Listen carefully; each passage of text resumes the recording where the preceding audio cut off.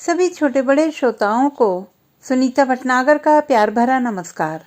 Audio stories के हमारे channel कहानी जगत में आप सभी का स्वागत है। हिंदी कहानियों की श्रृंखला में आइए आज सुनते हैं दीप्ति गुप्ता जी द्वारा रचित कहानी अलगाव से लगाव तक। मुझे पता था तुम यही कहोगी। पता था तो आपने पूछा ही क्यों? क्यों का क्या सवाल? पति हूं तुम्हारा, पूछना मेरा हक है। हक तो आप खूब जानते हैं, कभी कर्तव्यों पे भी नजर डाली है?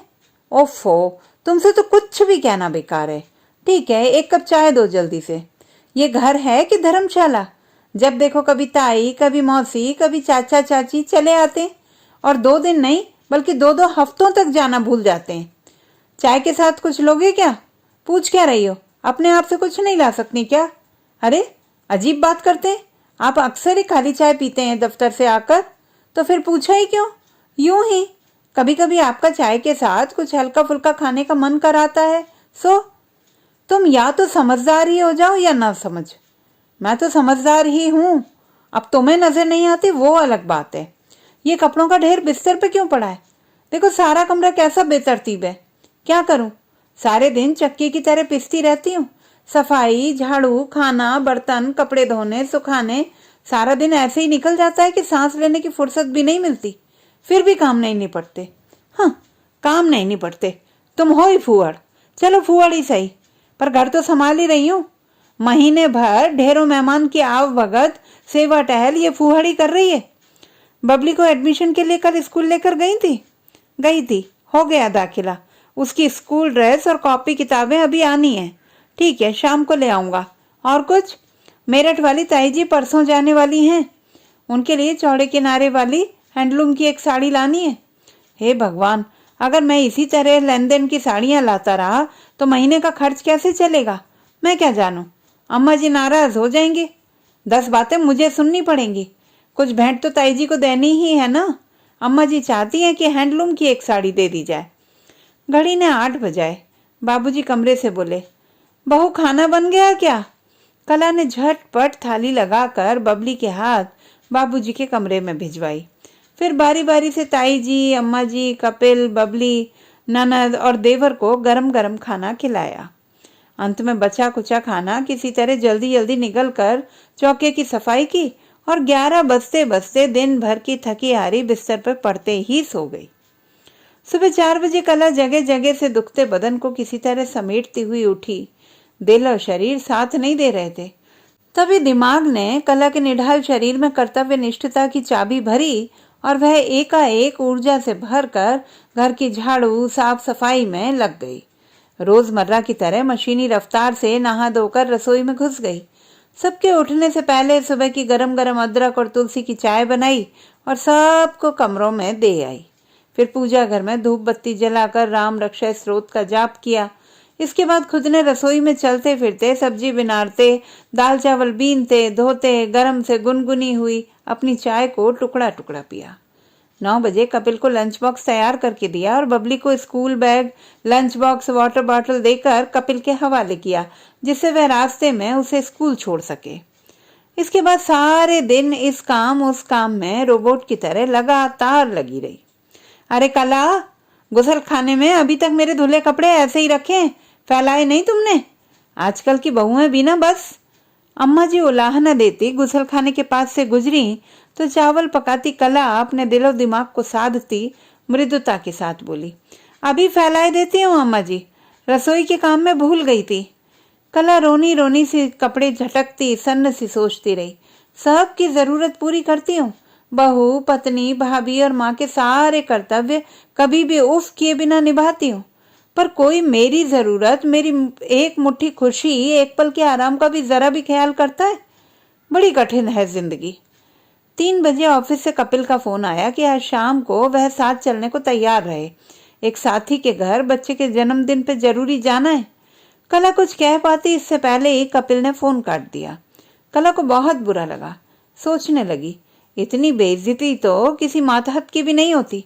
फिर वह तो पत्नी है, उसकी स्थिति तो एक मातहत से भी गई गुजरी हो गई। वह दासी है या खरीदी हुई गुलाम? क्या है वो? उसका दिल कसैला हो उठा। वितृष्णा की तीखी लहर सिर से पांव तक उसे कड़वाहट से भर गई। विवाह प्रेम बंधन है या गुलामी का अनुबंध? शाम को कपिल ने आते ही चाय बाद में पी, पहले कला को ताना मारा। अभी ऐसे ही उधड़ी उधड़ी फिर रही हो? कब तैयार होगी जाने के लिए? जब दोस्त के घर पार्टी खत्म हो जाएगी तब? सबके आदेश का पालन करती हो, बस मेरे ही कहना मानने में जोर बढ़ता है। पति का साथ देना आता है तुम्हें? घर के काम तो कभी खत्म होंगे नहीं, कुछ तो अकल से काम लेना सीखो। कला रुआंसी हो गई। किसी बहस में ना पड़कर किसी तरह ताकत बटोरती सी बोली, बस अभी तैयार होती हूँ। गति से तार पे फैले कपड़ों को समेटती उन्हें कमरे के कोने में रखे मूड़े पर रखकर वह बामुश्किल तैयार हो पाई। इस दौरान अम्मा, बाबूजी, ताई जी सभी की एक के बाद एक मांगें तीर की तरह उस पर पड़ती रहीं। कपिल घर वालों पर मन में घुमड़ते नपुंसक क्रोध को दबाता हुआ कुड़ता हुआ बैठा रहा। 6 बजते बजते दोनों किसी तरह घर से निकले। रास्ते भर वह स्कूटर चलाता कला से जली भुनी बातें करता रहा। दोस्त के घर पहुंचने तक उसका दिल कला पे अपनी खींच निकाल कर काफी हल्का हो चुका था और कला का दिल पनेले बादल की मानिंद भारी, जो कहीं भी कभी भी फट सकता था। लेकिन समझदार और साहसी कला ने अपने मन को सहेज कर समेट कर व्यावहारिकता का चेहरा ओढ़ा और कपिल के पीछे पीछे जन्मदिन के हर्षोल्लास से भरे घर में दाखिल हो गई। दोनों बड़ी नम्रता और मुस्कुराहट के साथ सबसे मिले। बातें, चाय नाश्ता, बच्चों के नाच गाने, इन सब के बीच भी होकर कला दिलो दिमाग से अपनी ससुराल में ही थी। उसका ध्यान घर के अधूरे पड़े कामों में अटका था। वे उसके जीवन का न चाहते हुए भी ऐसा हिस्सा बन चुके थे कि वह मानसिक और शारीरिक रूप से उन्हें ही समेटने में लगी रहती थी। 8 बजे तक सबसे विदा लेकर दोनों घर के लिए रवाना हुए। कपिल रास्ते भर मेजबान मिसेस सेठी की आओ भगत, व्यवहार कुशलता, रूप गुण की तारीफों के पुल बांधता रहा। उस रात कपिल पहली बार कला की ओर रूखेपन से करवट लेकर सोया था। कामों के बोझ से थकी आ रही कला ने उस पर सच में अपनी हार को मानो कपिल की पीठ से अपने पर बेदर्दी से हावी होते हुए देखा। कोमा में अवचेतन पड़े इंसान की तरह वह सुन्न पड़ी रह गई। इससे पूर्व आज तक कपिल ने कितनी भी कड़वी बातें उसे कहीं, पर कभी इस तरह करवट लेकर सारी रात अजनबी बनकर नहीं सोया। कितना भी थका हो, खींचा हो या कड़वाहट से भरा हो, किंतु सोने से पहले कला को आगोश में जरूर लेता था। इन 10 सालों में कपिल की कड़वी से कड़वी बातों ने उसे इतना आहत नहीं किया था जैसे कि आज उसकी करवट ने तोड़ डाला था। कला किसी अप्रिय अनहोनी की आहट से भयभीत न जाने कब कैसे सो पाई। अगले दिन कला को कुछ याद न था सिवाय के कपिल का चेतावनी देता हुआ रूखापन। पिछले 10 सालों में उसकी सारी ऊर्जा, सारी ताकत इस कदर चुक गई थी कि उसमें प्रतिरोध करने की क्षमता शून्य हो चुकी थी। कल रात की घटना से तो जैसे उसकी जीजीविषा ही मर गई थी। कपिल, उसका पति, उसका जीवन जीने का सहारा था, पर आज वह उसके होते हुए भी कितनी बेसहारा और मृतप्राय थी। उसने अपने आप को इतना तिरस्कृत, इतना एकाकी कभी नहीं पाया था। कला का मन भयावह आशंका से बोझिल था। कई दिनों तक कपिल का वही रवैया रहा जैसे कला से कोई मतलब नहीं। कुछ दिनों तक तो वह उखड़ा सा तनावग्रस्त रहा, लेकिन लगभग 1 सप्ताह से कला महसूस कर रही है कि वह अपने आप में बड़ा संतुष्ट और शांत दिख रहा है, जैसे वह किसी उलझन से निकलकर एक समाधान पर पहुंच गया हो। हर बीतते दिन के साथ कला शीत युद्ध के भंवर में गहरे धंसती जा रही थी। जैसे जैसे कपिल एक निःशब्द उलझन से निकलता नजर आ रहा है, वैसे वैसे कला मानो उस निःशब्द उलझन में उलझती जा रही है। उन दोनों के बीच वैवाहिक संबंध की आत्मीयता और भावनात्मक एकात्मकता मुट्ठी से रेत की भांति फिसलती जा रही है। वह अपनी आंखों के सामने कपिल और अपने बीच तैरते हर भाव को पल पल डूबते देख रही है और कुछ भी नहीं कर पा रही है। ये कपिल को अचानक क्या हो गया? वह उसकी दयनीय स्थिति और विवशता को सहानुभूति पूर्वक क्यों नहीं समझ रहा?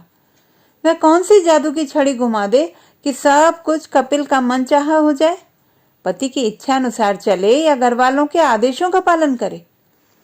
इस शीत युद्ध में डूबते उतराते एक दिन कपिल ने रात को कला को अपना कठोर फैसला सुनाते हुए कहा, मेरे लिए तुम्हारे साथ इस तरह निभाह करना अब और संभव नहीं। मैंने फैसला कर लिया है कि हमें अलग हो जाना चाहिए। तुम तो कभी बदलोगी नहीं। तुम चाहती तो मेरे मन चाहे अनुसार अपने को ढाल सकती थी, पर तुम मेरी भावनाओं, मेरी चाहत, मेरी पसंद को इस कदर नजरअंदाज करती रही हो कि तुम्हारे इस बेपरवाह रवैये से मेरी हर भावना, हर संवेदना खुद ब खुद इतनी कुचल गई कि अब मैं तुम्हारे साथ अजनबी महसूस करने लगा हूं। तुम्हारी निकटता में असहज हो जाता हूं। न जाने मेरे दोस्तों की बीवियां कैसे गृहस्थी भी और खुद को भी इतनी खूबसूरती से संभालती हैं कि मेरे दोस्त उनके गुण गाते थकते नहीं हैं। सो मैं तो उस दिन का इंतजार करते करते थक गया कि जब तुम घर की बहू ही नहीं, मेरी सुगर सलोनी पत्नी भी बन सको। बहुत सोच समझ के मैंने यह निर्णय लिया है कि हमें तलाक ले लेना चाहिए। कोर्ट के नियमानुसार तलाक से पहले तुम्हें कम से कम 6 महीने मुझसे दूर रहना होगा, इसलिए तुम जल्द से जल्द अपने मायके चली जाओ। फिलहाल बबली को ले जा सकती हो, पर बाद में उसकी कस्टडी मुझे ही मिलेगी। ये सब सुनकर कला सकते में आ गई। उसे लगा कि वह किसी अंधेरी गुफा में चलती जा रही है।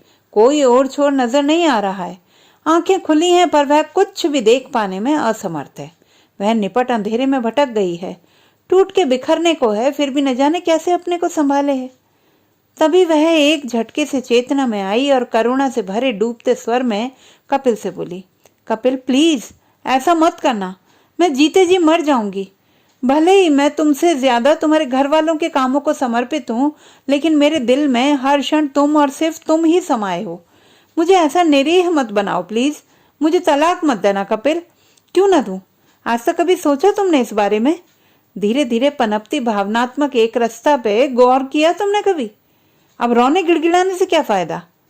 तुम सिर्फ नाम की ही कला हो। तुम्हें जीने की, जीवन को प्यार से भरने की कला आती है। आती होती तो वैवाहिक जीवन को इस तरह बंजर न होने देती। सिर्फ मेरे अकेले की कोशिश करने से कुछ नहीं हो सकता। तुमने तो मेरी भी सारी ऊर्जा राख करके रख दी। तुम्हारे साथ तुम्हारी तरह मेरा जीवन भी फूहड़ और उबाऊ हो गया है। इससे तुम्हें अकेला भला। कला फफक उठी। सिवाय बार बार अनुरोध करने के वह कुछ नहीं कर पा रही थी। वह बारंबार अपनी मजबूरी, अपनी स्थिति, घर वालों के लिए अपना सेवा भाव, कपिल के लिए दिल में अथाह प्यार, इस सब को समझाने की नाकामयाब कोशिश करती रही। पर कपिल जैसे चट्टान बन चुका था, एकदम संवेदन शून्य। वह अपनी ही बात पर अड़ा रहा। अगली सुबह आई। दोनों खामोशी ओढ़े अपनी अपनी दिनचर्या में रोज की तरह लग गए। कामों में लगी कला अपने मन को ढाढ़स बंधाने लगी। दिल में रखे भारी बोझ से जूझती रही। शाम तक वह काफी तटस्थ हो चुकी थी। कपिल की इच्छा अनुसार इस मामले में वह उसके निर्णय की बलि चढ़ने को मजबूर थी। उसने सब कुछ किस्मत पर छोड़ दिया। इतना सब करने पर भी यदि पति से अलगाव लिखा है तो न चाहते हुए भी उसे वह स्वीकारना होगा। सारे दिन वह घर के आंगन, कमरों, दीवारों को नजर भर भर के देखती, मन ही मन उनसे दूर होने की जंग लड़ती और जब भी जहां भी उसे एकांत मिलता रो लेती। जी भर के रोने की भी फुर्सत नहीं मिल पाती थी उसे। ताई जी चली गई और जाते जाते उस पर तानों की बौछार कर गई। अगले 2 दिनों में कपिल की नागपुर वाली बुआ और फूफा जी आने वाले हैं। कला सोच रही थी कि वह उनके स्वागत की तैयारी करे या इस घर से अपनी विदाई की। बहू, परसों निम्मो बहन जी आ रही हैं। तुम्हें पता है ना उनका तेज स्वभाव। जरा उनके लिए कमरा वगैरह ठीक से साफ कर लो। भाई साहब तो फिर भी शांत हैं, पर निम्मो बहन जी को एक एक चीज टिप टॉप चाहिए। अम्मा जी ने अपने कमरे से कला को आदेश दिया। जी अम्मा जी, आज शाम तक सब तैयारी कर दूंगी, कला मरी सी आवाज में बोली। शाम को कपिल के ऑफिस से लौटने पर अम्मा जी कला की शिकायत करती बोली, आजकल बहू का ध्यान न जाने कहाँ रहता है। आज उसने दाल में इतना नमक भर दिया कि मेरे तो हलक के नीचे ही नहीं उतरी और मुझे सूखी सब्जी से रोटी खानी पड़ी। तेरे बाबूजी की किताबों की शेल्फ 10 दिन से बिना सफाई के धूल से भरी पड़ी है। दोपहर के खाने के बाद ये चाय तो क्या साफ नहीं कर सकती? पर चाहेगी तभी तो करेगी ना, अपने ही मंथन में लगी रहती है। कपिल चुपचाप सुनता रहा, फिर उठकर कमरे में चला गया। आज सलील खींचता हुआ सवेरे माँ से बोला, माँ 3 दिनों से लगातार भाभी से शर्ट के बटन लगाने को कह रहा हूँ, पर अभी तक बटन नहीं लगे। अब कौन सी शर्ट पहनकर कॉलेज जाऊं? वही 2 दिन की मैली शर्ट पहनकर जाऊं क्या? दूसरे कमरे में जाते कपिल ने छोटे भाई की कला के खिलाफ शिकायत सुनी तो न जाने क्यों उसे अच्छा नहीं लगा। कल दोपहर शीला बरामदे में बाबूजी से कपिल की चुगली करते हुए कहने लगी थी, बाबूजी, मैंने पिछले महीने भैया से भाई दूज पे एक सलवार सूट बनवाने को कहा था, लेकिन भैया टाले जा रहे हैं। दुनिया भर के खर्चे करते हैं पर मेरे लिए सूट नहीं बनवा सकते। उधर से गुजरती कला के कानों में जब ननद का यह उलाहना पड़ा तो वह एक पल को ठिठकी, फिर एक कटीले क्रोध से भरी तेज कदमों से रसोई घर में चली गई। उसका मन बड़बड़ाने लगा। यहाँ सबको अपनी जरूरतों की पड़ी है, महीना मुश्किल से खींच पाता है, ऊपर से सलील, शीला और बबली की फीस, बेवक्त टपक पड़ने वाले मेहमानों के खर्च। कपिल रात दिन ऑफिस में कमर तोड़ मेहनत करता है, ओवरटाइम करता है, तब कहीं जाकर इतने बड़े परिवार की जरूरतें पूरी कर पाता है। उसकी मेहनत और सेहत की किसी को परवाह नहीं, बस किसी की जरूरत पूरी हुई नहीं कि बस लगे शिकायत करने। फिर उसने तर्क किया, वह क्यों कपिल के ख्याल में इस तरह घुल रही है। उधर ऑफिस के काम में व्यस्त होने पर भी कपिल को बीच बीच में अपने घर वालों के दोगले रूप और बहू नाम के प्राणी के प्रति अन्यायपूर्ण नीति का ख्याल विचलित कर जाता था।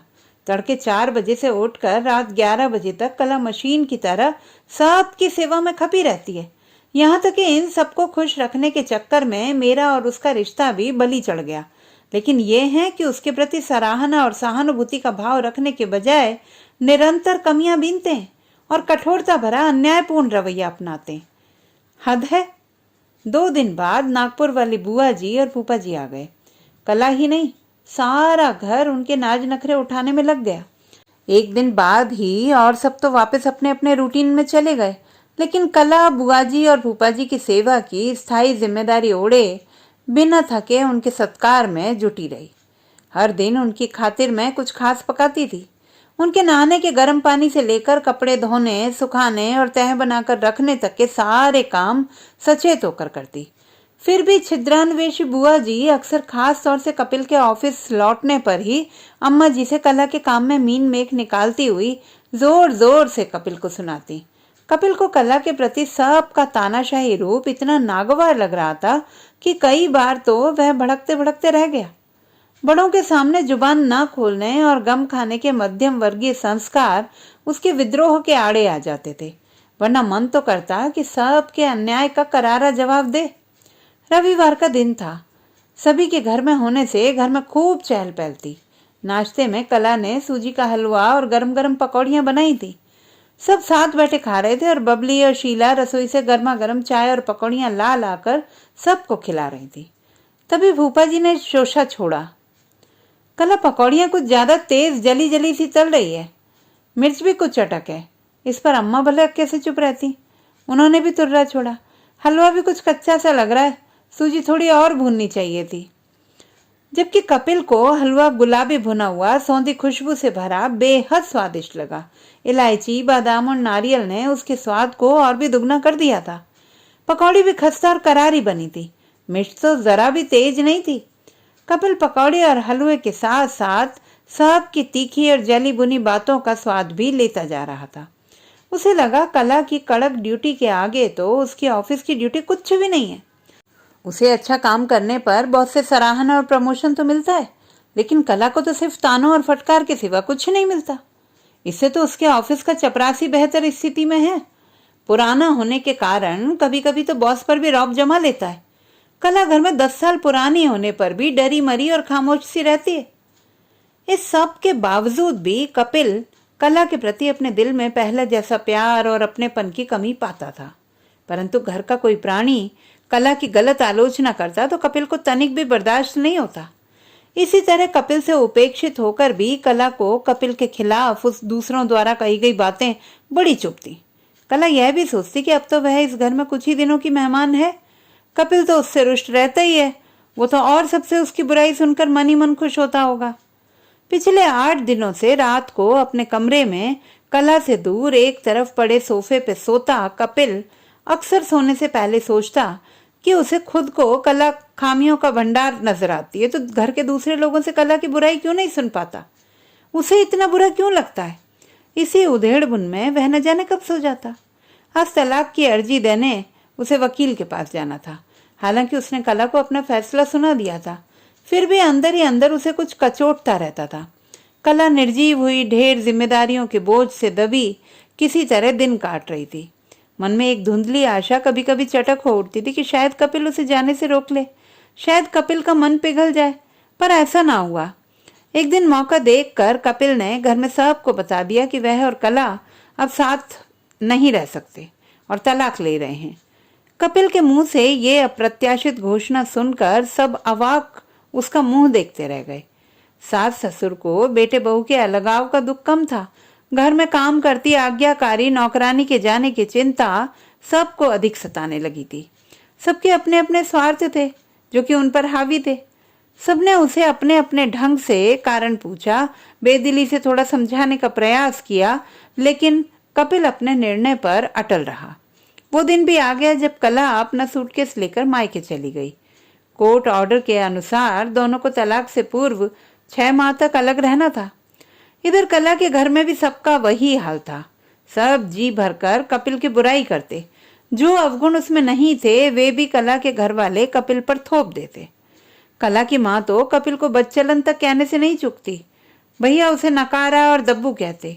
यह सुनकर कला दिल महसूस कर रह जाती। वह जानती थी कि कपिल ऐसा बिल्कुल नहीं है। ठीक है, वह उससे तलाक चाहता है, पर वह उसके लिए उल्टे सीधे आरोप स्वीकार नहीं कर सकती थी। कपिल के घर में उसकी माँ बहन कला को फूहड़, औगड़, मूर्ख और न जाने क्या क्या कहती ना आघाती। शीला ने तो एक दिन यह भी कह दिया कि भाभी को तो भैया से प्यार ही नहीं था, नाटक करते थे उनके ख्याल का। उन्हें शादी तोड़नी थी तो कैसे चुपचाप बिना विरोध के अलग जाने को तैयार हो गई। यह बात कपिल के कानों में पड़ी तो वह आग बबूला हो उठा। उसने शीला को जमकर डांटा। ये तक चेतावनी दे दी कि वह देखेगा कि अपनी ससुराल में जाकर शीला कैसे और कितने प्रेम से निबाह करती है।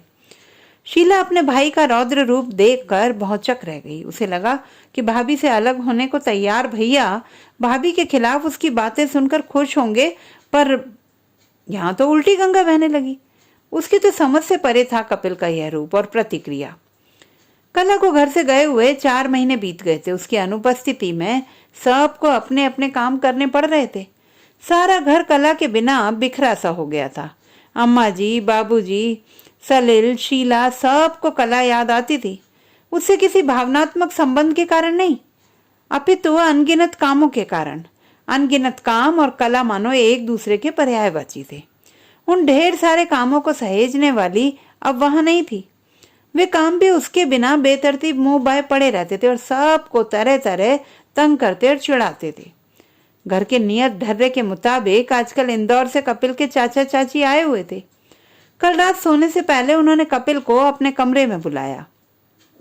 अम्मा बाबूजी वहीं बैठे हुए थे।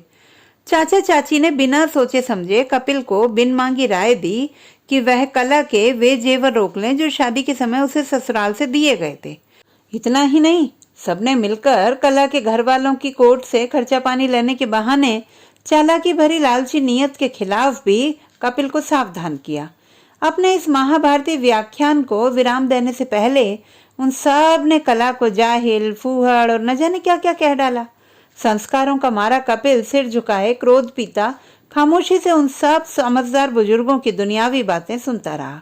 वे सब अपने विचारों, सोचों और जुबान की कुरूपता से अनजाने ही उसे कला से दूर नहीं वरन कला के निकट ले जा रहे थे। जितनी वे कला की आलोचना करते उतना ही कपिल कला के प्रति अपनेपन से बढ़ता जाता। ठीक यही कला के घर में उसके साथ घट रहा था। खैर, वह तो कपिल से अलग होना ही नहीं चाहती थी, किंतु कपिल के रूखे और अन्याय भरे रवैये से उसके प्रति भावना शून्य सी हो गई थी। लेकिन अपने घर वालों की कपिल के प्रति जली कटी बातें सुन सुनकर वह पुनः उसके प्रति सघन प्यार और ख्याल से भरने लगी थी। कला और कपिल एक दूसरे से दूर अपने अपने घरों में आत्मविश्लेषण करते हुए रह रहे थे। घर से लेकर बाहर तक का हर इंसान कला की बुराई कपिल से और कपिल की बुराई कला से करता नजर आता था। दुनिया के इस तिक्त बर्ताव ने दोनों को अधिक परिपक्व, संवेदनशील और एक दूसरे के लिए भावुक बना दिया था। तलाक होने तक बबली कला के ही पास थी। कला और बच्ची की कमी कपिल को रह रहकर खलती थी। एक दिन जब कपिल से नहीं रहा गया तो उसने कला से मिलने की ठानी। उसने ऑफिस से कला के घर फोन किया और उसे इंदिरा पार्क में शाम 5 बजे मिलने के लिए बुलाया। कला तो खुद उससे मिलने को बेचैन थी। उस दिन कपिल को लगा कि समय बहुत धीरे धीरे खिसक रहा है। जैसे ही शाम के 4 बजे कपिल झटपट ऑफिस से 20 किलोमीटर दूर पार्क की ओर रवाना हो गया, जिसमें ठीक 5 बजे उसे कला से मिलना था। वह 5 से 15 मिनट पहले ही पार्क में पहुंच गया और यह देखकर उसकी खुशी का ठिकाना न रहा कि कला भी समय से पहले वहां पहुंच चुकी थी। कपिल ने इतने समय बाद कला को देखा तो वह उसे बड़ी अपनी सी लगी। पहले से काफी कमजोर भी दिख रही थी, पर एक कमनीयता उसे आवृत किए हुए थी जो कपिल को मोहित कर गई। कला कपिल को देखकर न जाने क्यों लजा गई और उसके स्वागत में बेंच से उठकर खड़ी हो गई। कपिल को उसका यह तकल्लुफ बड़ा प्यारा लगा। बोला, अरे बैठो बैठो। कला सकुचाई सी बेंच के कोने में सिमटकर बैठ गई। कपिल उसके पास ही बैठा, पर थोड़ी सी भद्र दूरी बनाकर। मन तो चाह रहा था कि उससे सटकर बैठे। कला को कपिल नया नया प्यार भरा लगा। कहाँ तो रूठी राधा यह सोचकर आई थी कि वह कपिल से एक भी बात नहीं करेगी, बस खामोशी से उसकी ही सुनेगी, क्योंकि उसे कपिल से कुछ कहना ही नहीं है। उसे जो कहना था वह कपिल से रो रो कर पहले ही कह चुकी थी और कपिल ने उसकी प्रार्थना अनुरोध सब बेदर्दी से ठुकरा दिए थे। सब कहने को बचा ही क्या था उसके पास। आज तो वह कपिल की निकटता को सांसों में भर लेना चाहती थी, जिससे आगे आने वाले दिनों में वह उस निकटता के एहसास के साथ जी सके। धीरे धीरे वह अकेले जीने का भी साहस जुटा लेगी। खामोश विनम्र सिर झुकाए बैठी कला पर कपिल को बड़ा प्यार आया। आज दोनों को लग रहा था कि वे एक दूसरे के बिना अधूरे हैं। वे एक दूसरे के जितना करीब हैं उतना घर में किसी के भी नहीं है। अपने अपने घर वालों के रौद्र और तीखे हाव भाव बेगैरत रवैये से आहत वे दोनों एक दूसरे को इतने अपने लगे कि उन्होंने, खास तौर से कपिल ने, तलाक का इरादा बदल दिया। कपिल और कला एक जैसी भावनात्मक स्थिति में थे। दोनों की समरसता भरी कोमल तरंगें खामोशी से एक दूसरे तक पहुंच रही थी। दोनों की प्यार भरी नजरें एक दूसरे से मिलती और मीठा मीठा बहुत कुछ कह जाती। आंखों ने आंखों की भाषा पढ़ी और कपिल ने कला का हाथ अपने हाथ में थाम कर निःशब्द ही न जाने क्या क्या कह डाला कि भावुक हो आई कला की आंखें झरझर बरसने लगी। उसकी सारी पीड़ा, सारी वेदना, असुरक्षा मानो आंखों से बह चली थी। ये आंसू एक और दर्द और पीड़ा को मन से बाहर बहा रहे थे, तो दूसरी ओर पति के प्रति सघन प्रेम और आश्वासन को दिल की गहराइयों में समो रहे थे। उसने हौले से कपिल के कंधे पे अपना सिर टिकाकर कपिल के साथ फिर से एक हो जाने की अपनी इच्छा की तीव्रता जताई। दोनों हाथ थामे पार्क से बाहर निकलकर घर की ओर चलते गए, पीछे छूटे वैवाहिक जीवन की बागडोर संभालने। तो दोस्तों, ये थी हमारी आज की कहानी। आपको कैसी लगी कमेंट बॉक्स में लिखना ना भूलें। चैनल को सब्सक्राइब करें, लाइक करें और मित्रों के साथ शेयर करें।